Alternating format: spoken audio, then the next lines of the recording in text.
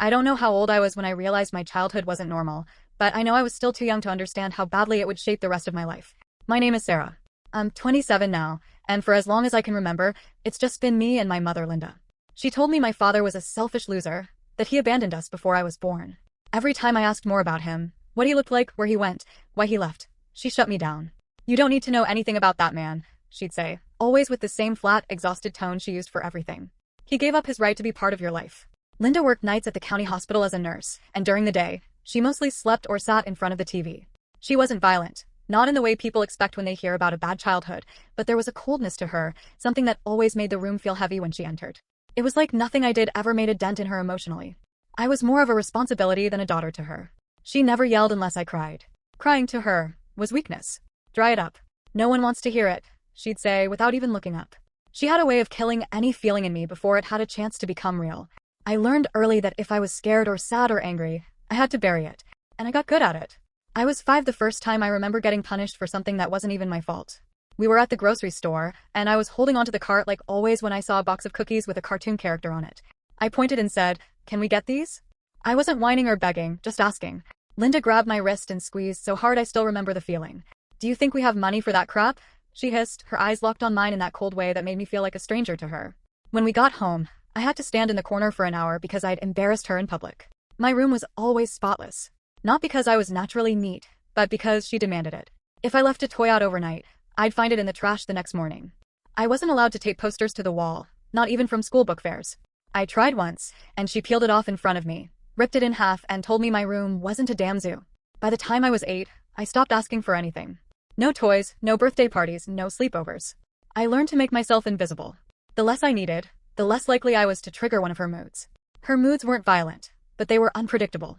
Some days she'd come home and ignore me completely. Other times she'd go through my backpack and criticize my handwriting or throw away drawings I'd made at school. School was the only place I felt halfway human, but even that was complicated. I had a teacher in 4th grade, Miss Kellerman, who once pulled me aside after class and said I seemed too quiet, that I didn't smile enough for someone my age. I just nodded. What was I supposed to say? Sorry, I don't smile because my mom acts like I'm a broken appliance she has to keep until the warranty runs out. The thing is, I wasn't a bad kid. I didn't get into trouble, I didn't talk back, I didn't sneak out or steal or lie. I was just quiet. Too quiet maybe. I spent most of my time drawing badly, I'm sure, or reading whatever I could get from the school library. I loved reading about places that didn't exist, about families that weren't mine. It was my way out, even if only in my head. Linda hated anything creative. When I told her in middle school that I wanted to try out for the drama club, she looked at me like I'd announced I was joining a cult. "We don't have time for nonsense," she said. "You want to dance around on a stage like a little idiot? That's not real life, Sarah. Real life is getting up and going to work." She never came to school events. Not once. Not the spelling bee I won in 5th grade. Not the choir concert I begged her to come to in 6th. Not the parent-teacher nights. I was used to watching other kids hug their moms after the performance while I waited outside alone, pretending I didn't care. I remember one of the worst moments came when I was around 13. A friend, Amanda, had invited me over for dinner, and her mom was so warm and funny and interested in everything we said. She made spaghetti from scratch and asked me what my favorite subject was. When I got home, I told Linda I'd had a nice time and that Amanda's mom made the best garlic bread I'd ever had. Linda stared at me for a second and then said, "If you like her so much, why don't you go live with them?" I didn't respond, and she added, "Don't get used to other people's homes. They don't really want you there." It was a slap without touching me. I never talked about other families again. As I got older, the control got worse in some ways. By high school, I wasn't allowed to go out after school unless it was straight home or for something she approved. No mall trips, no parties, not even study groups unless she could call the parent hosting. I didn't have a cell phone until I was 17, and even then, it was a prepaid flip phone with limited minutes that she checked constantly. She told me she was keeping me safe, but it always felt more like she was keeping me hers. She read my journal once. I know because I had written something about wanting to move far away one day, and 2 days later, she threw a pan across the kitchen because I'd betrayed her. I never kept a journal again after that. Everything stayed inside me. There were people who tried to help, I think. My guidance counselor asked once if everything was okay at home. I said yes. What else could I say? I knew if anyone came to the house, Linda would make me regret it. Not with bruises, but with silence. She had a way of making me feel like I didn't exist. And somehow, that was worse than being hit. She never told me she loved me. Not once. No hugs. No birthday cakes. No bedtime stories. Just routines. Wake up, go to school, do your homework, eat your dinner, clean your room, be quiet. That was the shape of my childhood. On my 18th birthday, she didn't say a word. She left $50 on the table with a note. "Buy yourself something useful." That was it. I spent it on a hoodie and a bus pass. I moved out as soon as I could. I didn't even wait for graduation.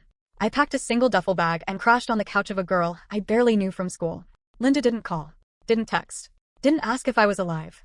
I didn't hear from her again until 4 years later, when she showed up unannounced at the bookstore where I was working, but that's a different chapter of the story. What I remember most about growing up with Linda wasn't what she did, it was what she withheld. The silence, the coldness, the way she treated emotions like diseases. She didn't scream often, but her quiet could suffocate. Her disapproval was like a slow poison, seeping into everything I did. I learned not to cry, not to want, not to need. But I still did. And that made it all worse. When I was 17, I applied in secret to a university 3 states away. Environmental engineering. It had been my dream since I was 12, after a science unit on renewable energy. I wanted to build something that made the world better, cleaner, safer. I didn't tell my mother until I got the acceptance letter. She read it in silence at the kitchen table, still in her scrubs, the overhead light reflecting off her tired face like it always did, making her look even colder than usual. I waited, my chest tight with hope. "You think we have 30 grand a year lying around?" she said finally, tossing the letter on the table like trash. "You want to go play in the dirt and hug trees while the rest of us work? Not in this life, Sarah." I told her I'd apply for aid, get loans. I said I'd work through school. I begged her just to let me go. But she'd already made up her mind. She handed me a course catalog from a local technical college. It was marked to a 1-year program, medical assisting. "You'll finish in 12 months, she said. "Then you'll have a real job. One with benefits. One where people need you. Not some fairy tale fantasy about saving the planet." I tried once more to explain what environmental engineering actually was, not just planting trees, but designing systems, researching solutions to real-world problems. She cut me off. "I didn't work 16-hour shifts for you to throw your life away on nonsense." That was the end of it. She enrolled me herself, paid the application fee, and signed me up for the program. I didn't have the energy to fight her anymore. I was tired. So tired. And by then, I learned that fighting Linda didn't change the outcome. It only prolonged the punishment. I moved back home because I had no choice. She said I could stay while I got on my feet, but she started charging me $1,300 a month for rent as soon as I graduated, which, conveniently, was exactly what I earned after taxes working full-time at the same hospital she did. She got me the job. Of course she did. I was assigned to the 3rd floor, outpatient procedures, where I assisted with patient prep and minor admin work. My boss was Dr. Alphonse, a short-tempered surgeon who chewed mints like candy and shouted at interns for sport. My coworkers were a mix of burned-out nurses, green med students, and jaded lifers who talked about retirement like it was the only real finish line. That's where I met Kara, one of the other medical assistants. She was funny in a mean girl way, but I liked her. She said what I couldn't. She once called a patient a human oil spill under her breath and made me laugh so hard I had to duck into the break room. She was divorced, 32, and already on her 2nd career. We smoked cigarettes behind the building during break, even though I hated the taste, just to feel like I wasn't alone in the hell we worked in. Living at home was worse than I remembered. Linda demanded I clean the house on weekends, not just my room but the kitchen, bathroom, even the gutters. If I didn't, she'd leave angry notes on the fridge or shut off the Wi-Fi. She itemized every expense: groceries, water, even toilet paper.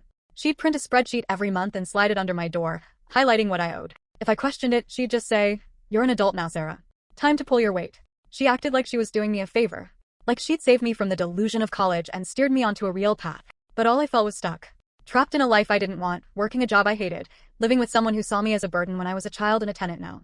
I had one small sanctuary, a locked box under my bed with printouts about engineering programs, articles about green energy, and a half-finished application to Oregon Tech.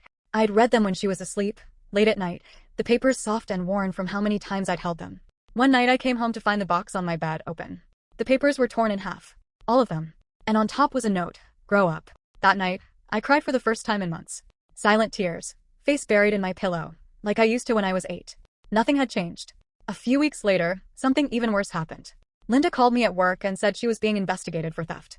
Apparently, hospital administrators noticed missing supplies: gloves, syringes, antibiotics, and someone had reported her name. She told me to come home immediately. When I got there, she was pacing the kitchen, chain-smoking. She looked panicked. "I need you to tell them you saw someone else taking the stuff," she said. "That it wasn't me." I froze. "I'm not lying for you," I said. Her eyes narrowed. "After everything I've done for you? After I gave you a place to live? Paid your tuition? This is how you repay me." She threw a glass. It shattered against the wall. I'd never seen her that furious before, not even close. I didn't say another word. I just walked out. I stayed with Kara that night. She didn't ask questions. Just handed me a beer and said, "Your mom's a psycho, huh?" I wanted to laugh. Instead, I cried again. The next day, HR called me in. They asked me to confirm where I'd been during the theft dates. I told the truth. I didn't lie for her. She wasn't fired, but they demoted her, took her off certain floors, cut her hours. She blamed me. She told everyone at work that I'd turned on her, made it sound like I was some ungrateful brat trying to sabotage her career.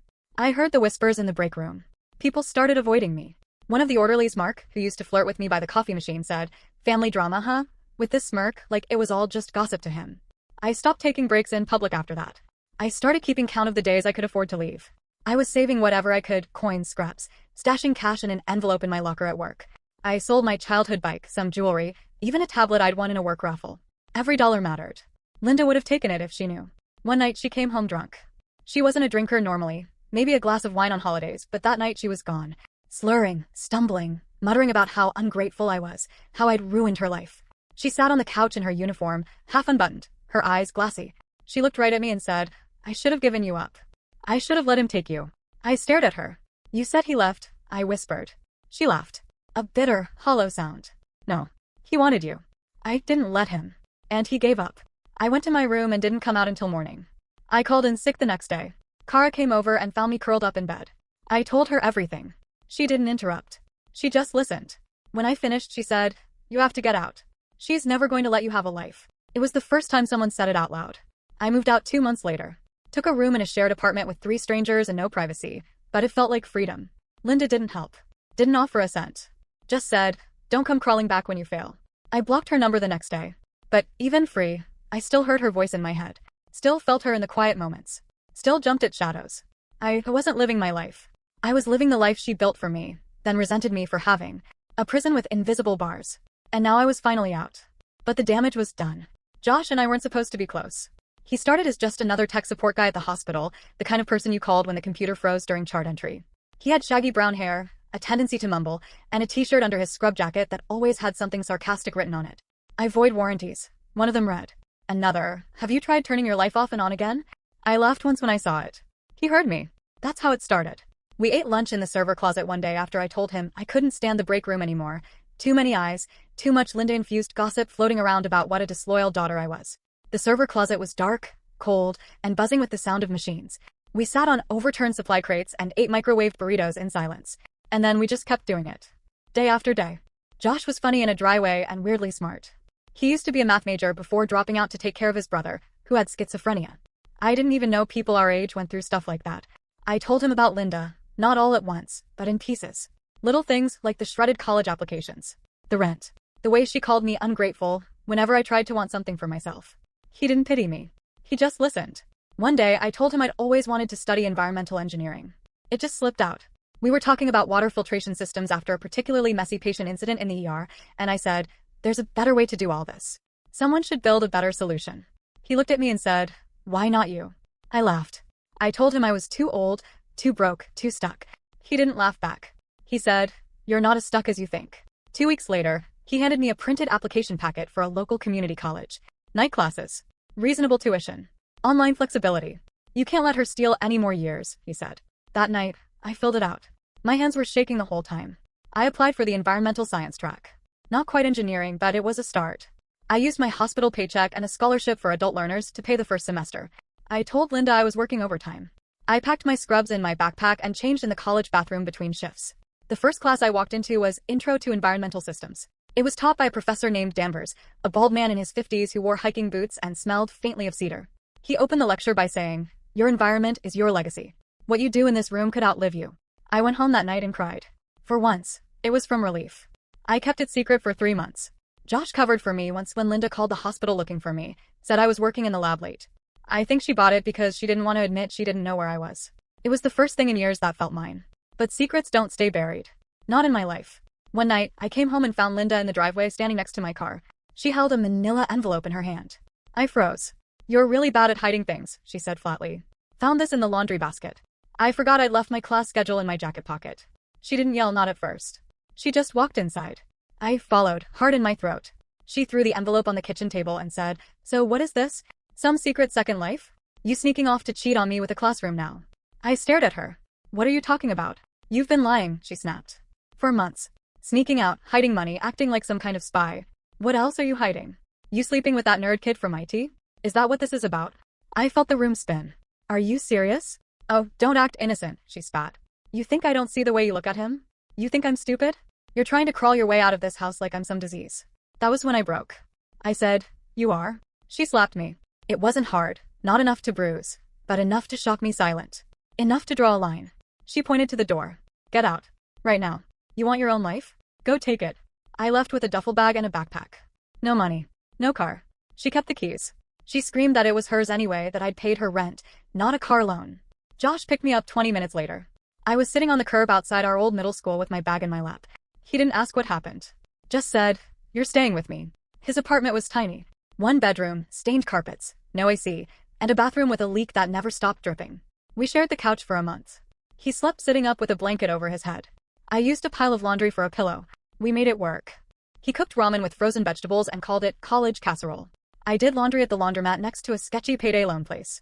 We used candles when the lights got cut off 1 week after he missed a utility payment. I got another job cleaning surgical instruments on weekends to stay afloat. It was hell. And I was happy. I passed my first semester with straight A's. Josh bought a used mini fridge from Craigslist and filled it with beers and orange soda. We celebrate like kings, he said. I don't think I've ever tasted anything better. We met other people in the program. Eliza, a single mom who studied while her twins napped in the back of the room, and Grant, a war veteran with a prosthetic leg who asked the best questions and once gave me a lift when my tire blew out on the freeway. These people weren't dreamers. They were survivors. I felt like I finally belonged somewhere. But Linda didn't disappear. She started showing up at the hospital again. Cold, clipped interactions. Passive-aggressive jabs. "Oh, didn't realize you still worked here. What with your busy college lifestyle?" Or, "You probably think you're better than us now. You and your little science club."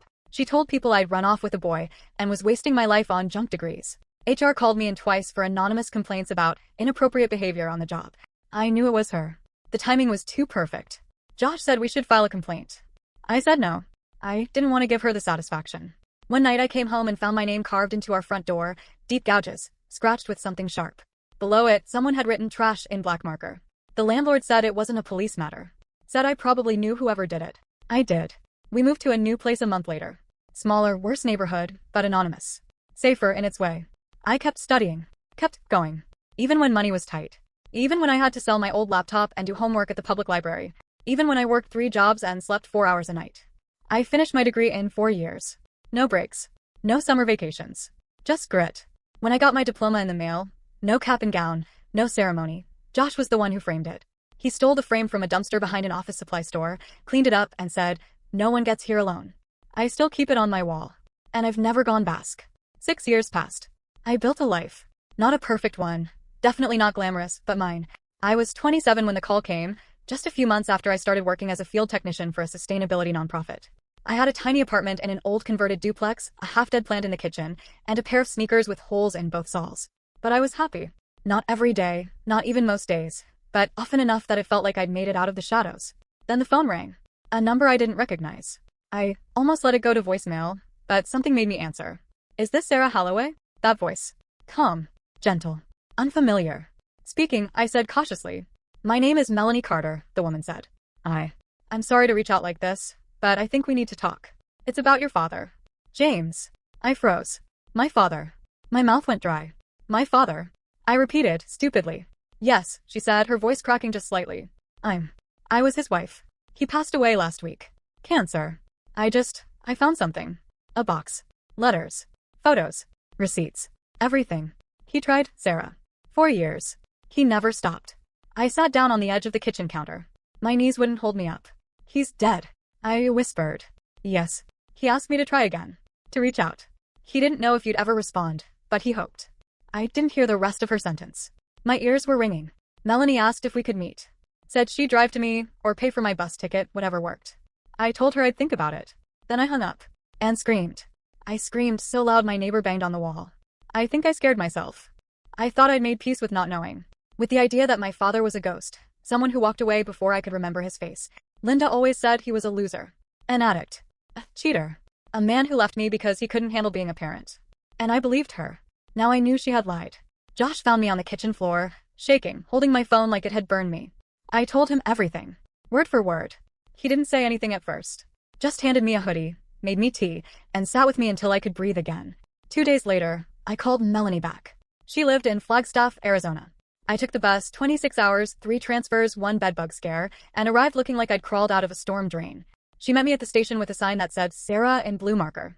She looked like someone's favorite aunt. Short, round, freckles across her cheeks, soft brown curls streaked with gray. She hugged me the second she saw me. He always said you had his eyes, she whispered. I didn't know what to say to that. Her house was small and sun-baked, with desert plants along the walkway and wind chimes on the porch. Inside, it smelled like lemon oil and cats. 2 of them, bacon and tuna, weaved between my ankles as she brought out the box. It was heavier than I expected. I haven't touched anything, she said, placing it on the coffee table. I thought, you should go through it first. I opened it. The first thing I saw was a photograph, a Polaroid, faded but clear. A man in his 20s, leaning against a truck. Tousled dark hair, crooked grin, a little dimple on one cheek. He was holding a newborn. Me. My breath caught. Underneath it were letters. Dozens. Stacks. All addressed to me. All unopened. Some were in childish envelopes with stickers and cartoons, probably sent during my early years. Others were typed. A few were birthday cards. All of them had my name on them. None of them had ever been given to me. I picked one at random and opened it. Sarah, happy 10th birthday. I don't know if you'll get this, but I wanted to tell you how proud I am of you. I think about you every day.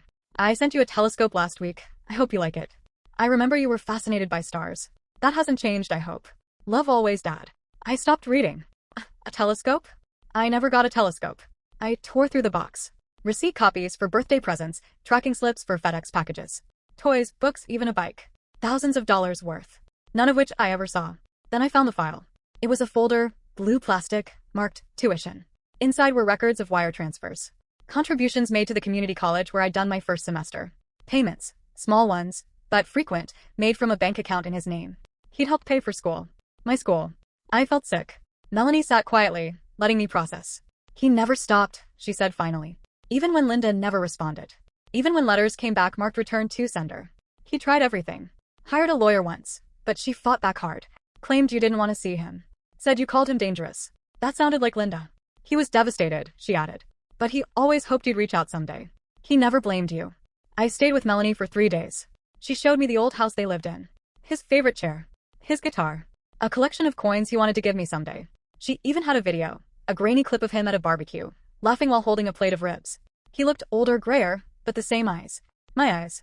I cried watching it. When I left, she gave me the box. You should have this, she said.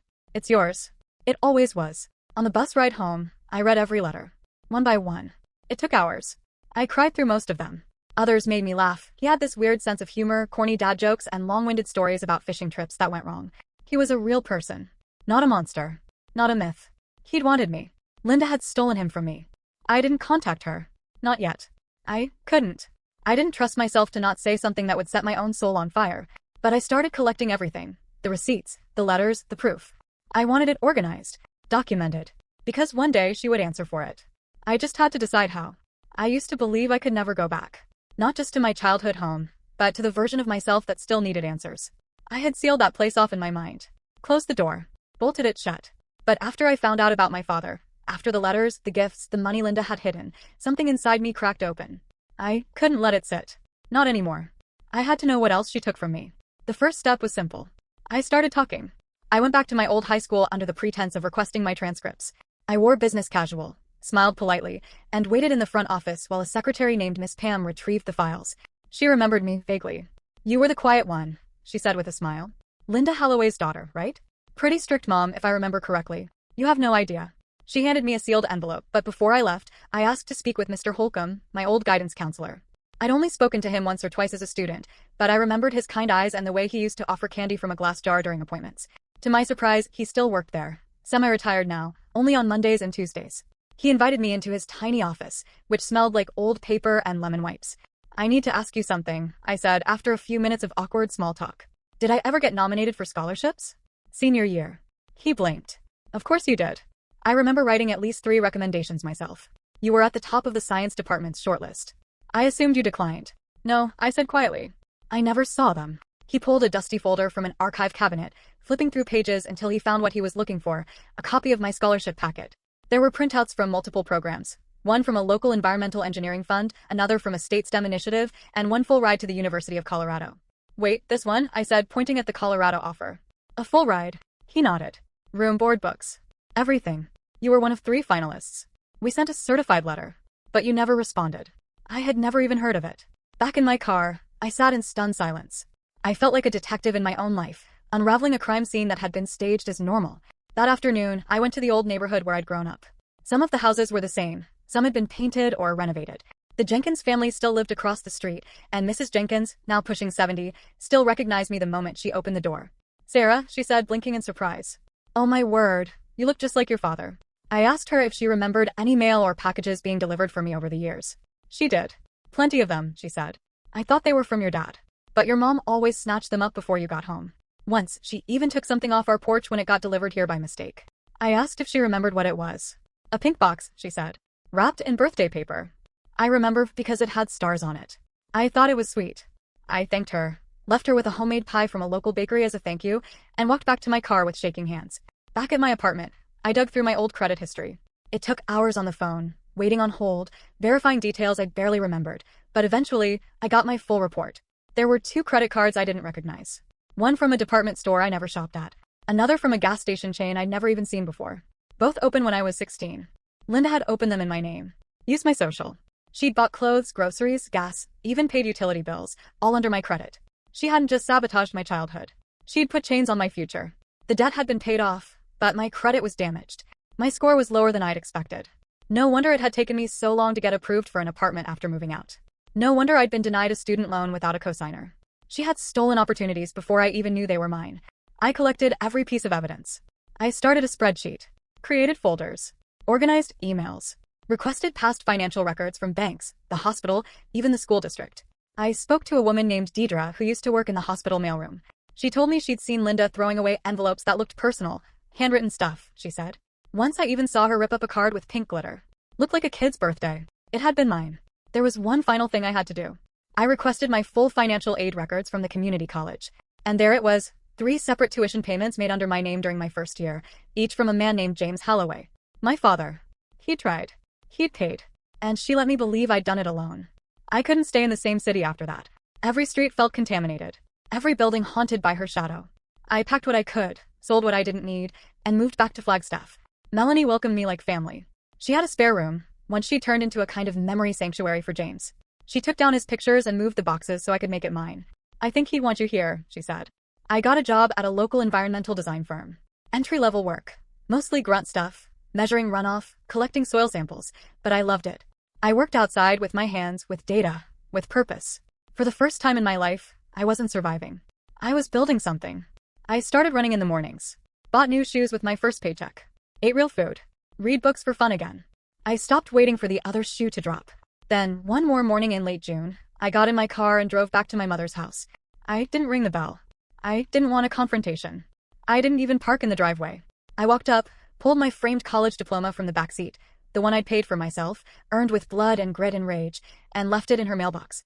No note. No return address. Just my name and the title, Bachelor of Science in Environmental Systems. Then I walked away. It was the only closure I needed. I live differently now. I don't explain myself to anyone. I travel when I can. I took a trip to Norway to see the fjords last year. I post pictures online, not for the likes, but for the record. For proof that I escaped. I still think of her sometimes. I wonder what she felt when she saw the diploma. If she even looked at it. If she understood that it was the final word, the end of her script, the beginning of mine. My new motto is simple. Live life to the fullest. And let her see.